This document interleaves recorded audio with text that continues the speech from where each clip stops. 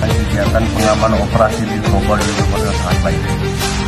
Hari tanggal 2 terakhir kita sudah melaksanakan kegiatan operasi selama 13 hari.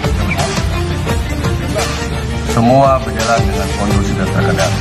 Ini berkat semua rekan-rekan melakukan tugas dengan tanggung jawab dan ikhlas, dan tahu tujuannya dan tugas pokoknya sebagai pelindung pengayom pelayan masyarakat. Itu yang paling penting. Ini apresiasi yang luar biasa dari kita. Maka dari itu kita patut bersyukuri bertugas di Batubara.